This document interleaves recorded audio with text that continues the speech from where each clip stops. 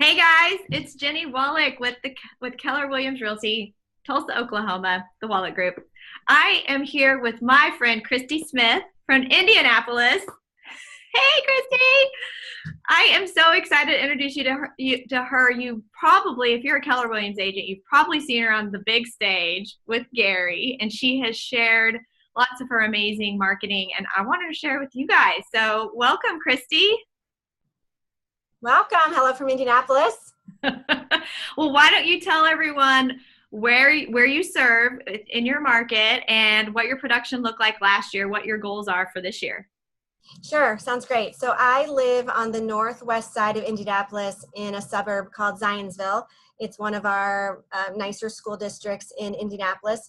And I actually just moved to Zionsville this past summer. So I lived in Indianapolis is kind of a loop. It's a big circle city. We're called the Circle City. And so I lived in the city in a township just south of Zionsville for the entire 20 years that I've lived in Indianapolis. So my husband and I, we had a house fire and we decided to not rebuild in that same location, just kind of have a fresh start. We decided to move to Zionsville, about 9 miles north into the suburbs. So that was a long journey of about 2.5 years of living in transitional housing. And then we just moved in this past summer. So just to give you an idea of my volume went down in 2017, because if you've ever built a massive custom home, well, one, don't ever do it. That would be not a great idea. But it really was kind of a second full-time job, since my schedule was the only one flexible between my husband and I. So what's interesting, though, is my business was really spared because I had set a goal about the business that I wanted to do in Zionsville by the time I actually moved there. In my previous township, Pike Township, I'd been the #1 agent there for 12 years. Right. And I was just used to that, right? Where you ever go to the grocery store, where you see people, you just naturally do a lot of business where you live. And I told my husband, I said, oh, I don't want to move to Zionsville and not be the #1 agent there. No, not going to do it. So I had 2 years to build this house, and I studied the Zionsville numbers and said, okay, who's the #1 player there? Every year I'd get a random so many just from referrals, but I didn't dominate that area, even though it was only 9 miles away. Right. So I just worked backwards and said, okay, who's the #1 agent? How many sales do I have to have, in order to, what was the average of my last 3 years in Zionsville? So I got a sense of about how many I did per year. And so I said, okay, I want to do 2 things: increase my average sale price by $100,000 and be the #1 agent in Zionsville. Now, because of the increased house prices in Zionsville, they should be they should be a mutual result. Okay. So that's kind of what I did. And I just took all the practices that I'd done before in other areas and said, can I go into someplace brand new and dominate it within 18 months? So that's what I did. You are so strong and powerful. I know that all of this came out of really tragedy. We met many years ago on a panel together at Family Reunion, and so I've watched as you've gone through this. So you really got to turn all of this into an incredible win for you and your family. So why don't you share with us exactly how you went about your marketing plan and conquering this new city? Yeah, so when it was time to find a rental, I really wanted to rent something right close to the house. In fact, there was a house in my neighborhood where I was building for an executive lease that was furnished. And I thought, oh my gosh, this is perfect. I'll be right here where I'm trying to grow my business. I'll be able to kind of micromanage the build a little bit and check on the house every day, and get to know my neighbors in my new neighborhood, a couple years earlier, and be ingrained in that community. So that was just pressing the easy button for me. My husband, God bless him, he's like so nice. He just always laid back, never has a strong opinion about anything. And so literally he just lit up and said, why don't we go live downtown Indianapolis? Neither of us have ever lived urban our entire lives. That whole walkability, wouldn't that be fun? And I'm like, I would expected him to be more the suburbanite, and Yeah. and it was just so adorable for me to see this guy who, is real easygoing, just whatever Kristie wants is fabulous to him. Then he just, gets to go easy and be laid back. And it was so endearing for me to see this vision and joyous interest of his. So I said, really? So what we ended up doing was rent downtown Indianapolis, which was about 30 to 35 minutes away from the house in Zionsville that we were building, which took me further away from Zionsville, right? So definitely it put a little kink in my goal. And it wasn't real easy to get there during the week. So always on Sundays, we would go up, sort of tour the house when no one was there. It wouldn't bother any of the contractors, go to church in Zionsville. And then would have to be real intentional the rest of the week. So, you know, on Saturdays, we would pass several farmers market and drive all the way to the Zionsville farmers market. We would go out to eat in Zionsville. I joined the Zionsville Chamber way early on with the school. Any kind of community meetings, you know, Zionsville kind of doesn't have real super exciting fireworks. You know, I'm living downtown where the huge Central Indiana fireworks display is. I'm passing 2 other towns to go to the little Lions Park fireworks in Zionsville while I'm kind of doing this. So really setting intentions to get involved in the community as fast as I could. So that was really my first thing. Know who the players are, understand the political climate, you know, what's a town versus a city. You know, I'm used to politics of we're the state capital in Indianapolis, and I lived in the city. So the Indianapolis mayor, all of state government, I didn't know anything about, you know, Zionsville, you know, who's the mayor? Do we have a mayor? Oh, it's a town council. Okay, what's that mean? Just learning all about the structure of the city, how things get done, where town hall is. You know, I just, you know, I'd go out to eat sometimes in Zionsville, but that was about how much I knew of it. And I knew where all the schools were from being a real estate agent. But that was about it. So just crash course on Zionsville, who, what, where, how, you know, who's an alterationist, you know, all the little nichey, you know, I knew who my shoe repair person was in Indy, and just trying to find all those players in a new market and use them instead of the folks that I was used to using. Yeah. Wow. You talk about E to P. You were so purposeful with this strategy before you even lived in the city. So let's go ahead and talk on, because everyone needs to know that you were the first guest to ever bust out a shared screen. And so we need to honor you. And so let's share with everyone the marketing plan that you just shared with me. Yeah, so I had been a really good direct marketing or direct mail person before. That's really how over a few years I dominated Pike Township, which is where I lived.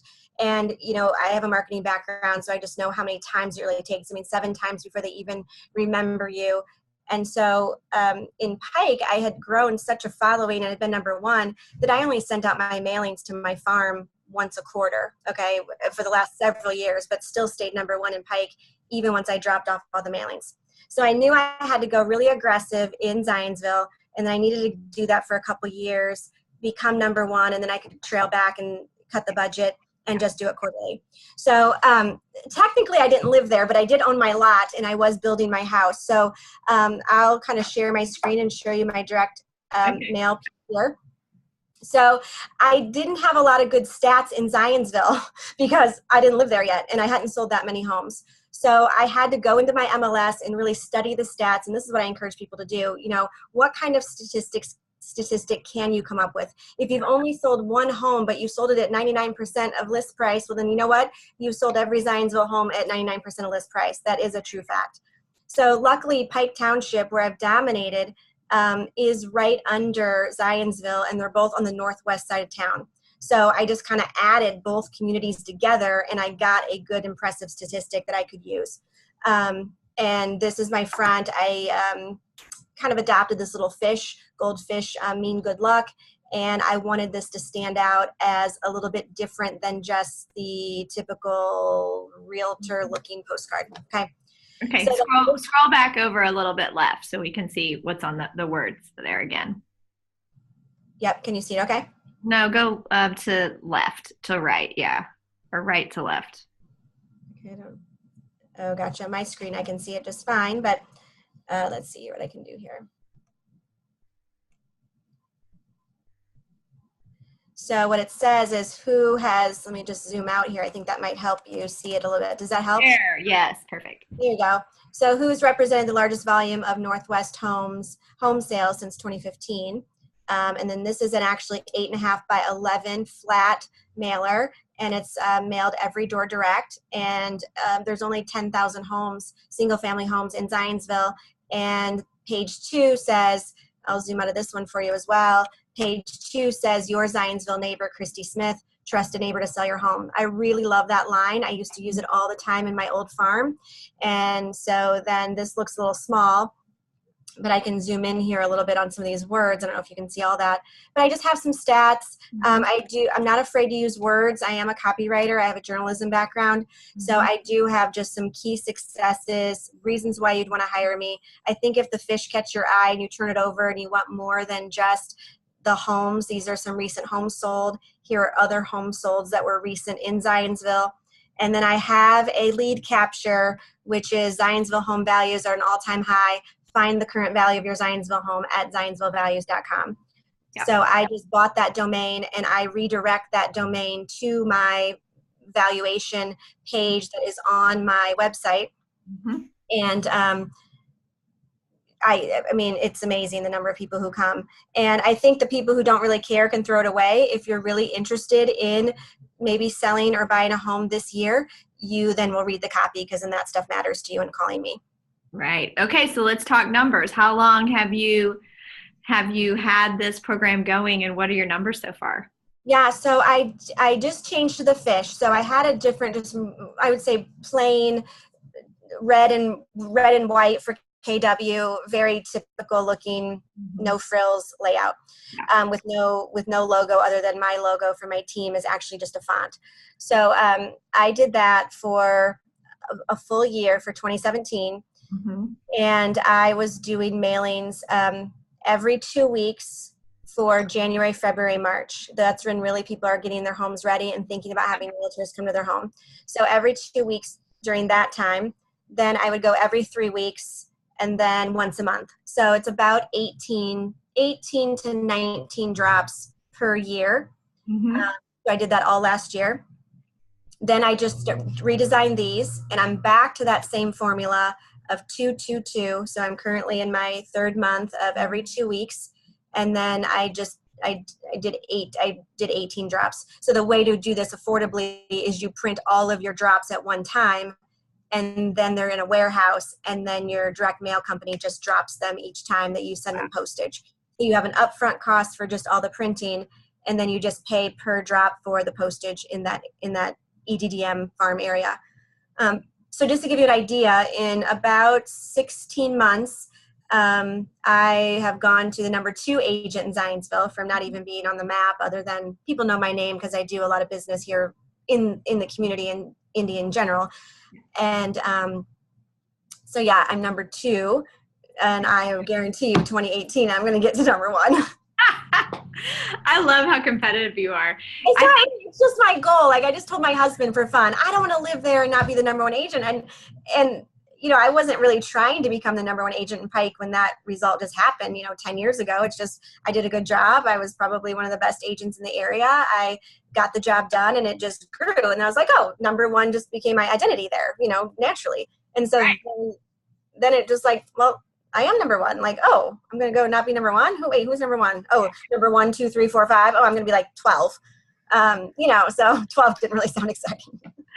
Well, now I think something really important to point out is that you are sending the same mailer. Yes, that is so important. I talk to people all the time who want to do like, a recipe today and said, move your clocks back. And no. I mean, I know people are so surprised, but if it's repetitive, the same color, the same everything. 1, it's way cheaper. I mean, I send this whole thing. It's 8.5 by 11. It's really thick paper. It's so nice. It's professionally designed.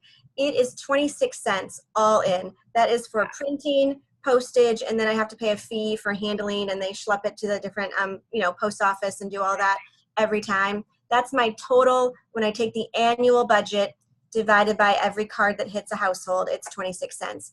I mean, you can't match that on any of those websites, and then it's just turnkey. Once I design it, set it and forget it. I don't have a marketing person who has to design a new postcard every month, or that's a lot.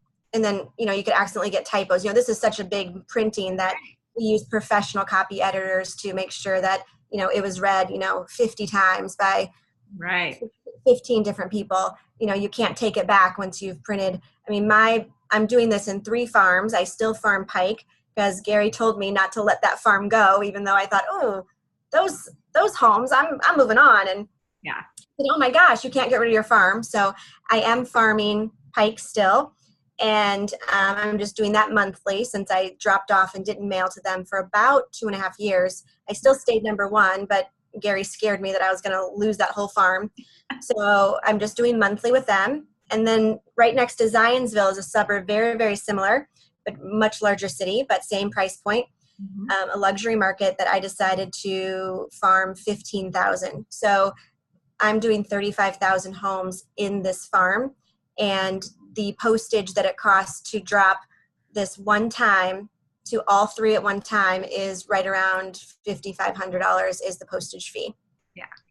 Well, obviously you are such a savvy businesswoman, so I know that you're getting a return on your investment from. Oh, yeah. So what kind of numbers would you like to share? Well, first of all, I went down in transactions last year by 30 transactions, which was the first time in my career that I'd ever even gone down. Even in the slow years, I never went down. So this was the first year that I went down in transactions, really because I was distracted with another job of, building this house. But here's the thing, Jennie, my average sale price in 2017 went up by $85,000. I didn't meet the $100,000 goal, but $85,000 times my transactions, my GCI actually went up. So we made just a little bit more money. It was about a push, let's call it. So we made a little bit more GCI. Expenses were pretty constant, and we had to transact and have the administrative costs of 30 less transactions. So, in some ways I think, oh, I went backwards, but wow, it just all worked perfectly. And I guess if I'm making the same money doing less business, awesome. Awesome. And I think too, when the average sale price goes up, that's a higher concierge clientele. Those homes sometimes take longer to sell, to have people in those price points that purchase them.